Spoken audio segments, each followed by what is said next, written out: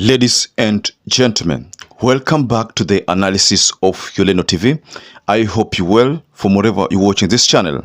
You know, politics is all about interests. This is something that has always been said by many political pundits. Interest. RUTO realizes that because the first 2 years have not been rosy for him and the things he had promised Kenyans, he has sort of failed to deliver. He has embraced another strategy of making sure that he forcefully exits Raila and Uhuru. Of course, on Raila's part, we understand about the AU bid. But people did not know about the silent plan to have Uhuru Muigai Kenyatta become the UN Secretary General. Of course, the first person, I think the first African to secure that position was Kofi Annan. And most Kenyans know all about Kofi Annan because when you think of 2007, what clicks a bell in your mind is the name Kofi Annan. May God continue resting his soul in eternal peace. He played a critical role in bringing peace in Kenya. So there is a Twitter handle by the name The Government Critic, who seems to be believing that William Ruto is on a strategy to put, or rather to campaign for Uhuru Muigai Kenyatta to be the UN Secretary General. And this is what the Twitter handler said. President William Ruto's next chess game is to ensure opposition in the country is completely obliterated. He is stemming his political rivals by backing them in jobs which don't expect them to be in politics. Endorsing Uhuru for UN and Raila Odinga for AU, he knows he has killed the opposition. That is what he says. Then he goes further to say, Uhuru Kenyatta won't allow his enemy to endorse him because he knows his motives quite well. He knows Ruto in and out. Unlike Raila Odinga, Uhunye is a man of his principles and not greedy for power. Therefore, expect him to down the position.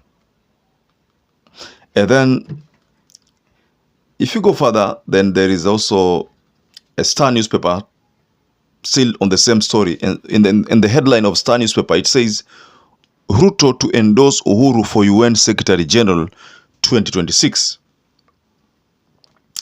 So these are just some of the stories that are, all supporting this narrative that Ruto is silently or secretly endorsing Uhuru Muigai Kenyatta for 2026 Secretary General, UN Secretary General position. So we want to go deeper into this analysis and explore possible scenarios and possible ways and this grand plan by William Samoei Ruto. But before you do that, please, I'd like to encourage you to support this channel by subscribing and liking this video. YouTube will share this video to other people not part of our audience if you like and subscribe. To those who supported us before, thank you so much for that support. I started off this analysis by telling you or reading to you about the government critic posting. And he said, President William Ruto's next chess game is to ensure opposition in the country is completely obliterated, completely killed. You've seen in the social media, in the mainstream media, people talk about how Raila Odinga's exit from the local politics will give William Ruto peace and probably secure a re-election in 2027. It will kill the opposition if Raila goes to the AU. You've seen those articles. You've also seen that the moment this AU issue surfaced, there was a story that Azimio imekwisha. And then what followed was that there was also another story where Uhuru Muigai Kenyatta is alleged to have called Gideon Moi ajipange na Kalonzo Musyoka watengeneze another force or another formation. That's why you find that what happened thereafter is that there was a meeting between Kalonzo Musyoka, Gideon Moi at Kabarak. The next day there was a rally in Nakuru, and then over the weekend there was a rally in Mount Kenya, the lower eastern side. So all these were, according to what political pundits have said, were as a result of Uhuru Muigai Kenyatta jump-starting the whole process. Because, like I said, Uhuru called Gideon Moi, and then the other series of events followed. Mpaka your meeting a weekend. So if it's true, especially going by what the Star newspaper said, if it's true that Ruto is now planning to have Uhuru go to the UN, if that is the case, then personally,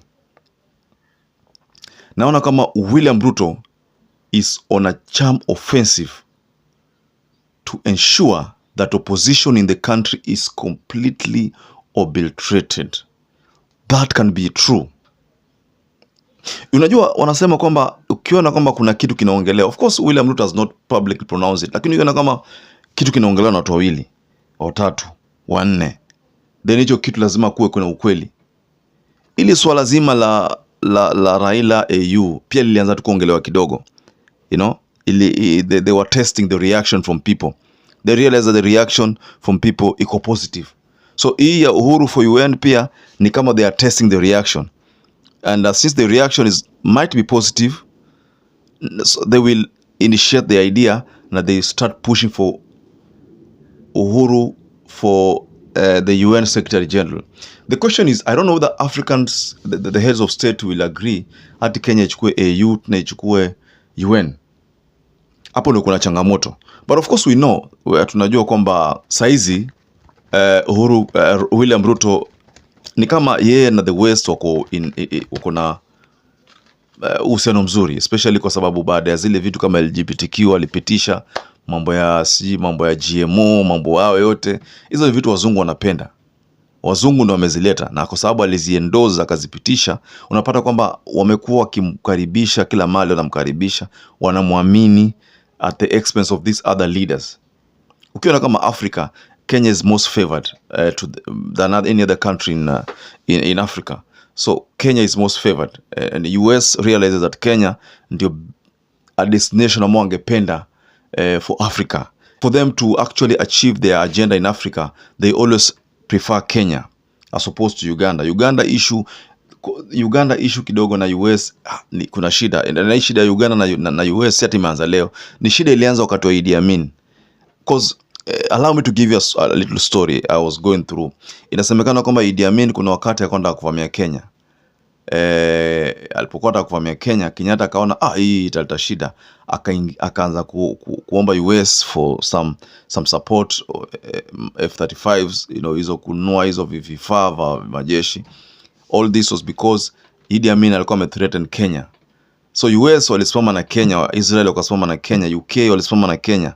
Na ndio maana unaona tangu wakati huo mpaka sahihi US na Kenya huo wako on the same page. So Kenya relies on US for protection, protection, especially from Somali and Uganda. Somali also wanted to invade the northeastern side, wakisema kwamba ni yao, hiyo ni yao. So hii shida imeanza kitambo.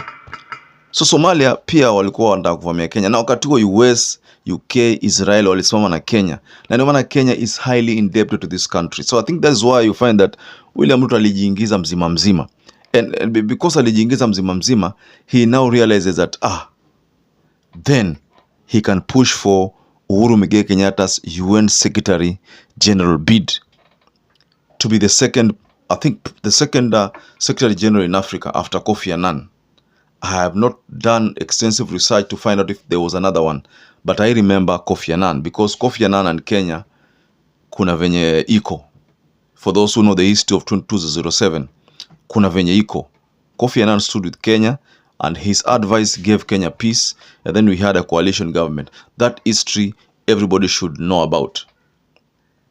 So what do you make of this move by Ruto to front Uhuru for the UN Secretary General position? Should Uhuru agree to that position, ama Uhuru should reject that position? Those are two options which are left to Uhuru Muigai Kenyatta, whether he's going to accept it or is going to reject it. But all these moves by William Ruto is what the government critic is saying, the next chess game. kill the opposition. So opposition iko katika deathbed. If at all Kalonzo Musyoka does not stand firm na aka make sure kwamba that Azimio inakuwa very strong, then iko katika deathbed. So ladies and gentlemen, what do you make of this sudden revelation of Ruto plan on Uhuru? Just go below the comment section and tell us what do you think about that move. Do you agree? Do you think Uhuru should agree to it? Do you think Uhuru should reject it? Either way, just go below the comment section and tell us your perspective or your opinion on it. So perhaps if you're watching this video and you have not subscribed, take 1 second, subscribe to this channel, give this video a like. Don't forget to hit the notification bell. So until we catch up again, stay safe and stay blessed.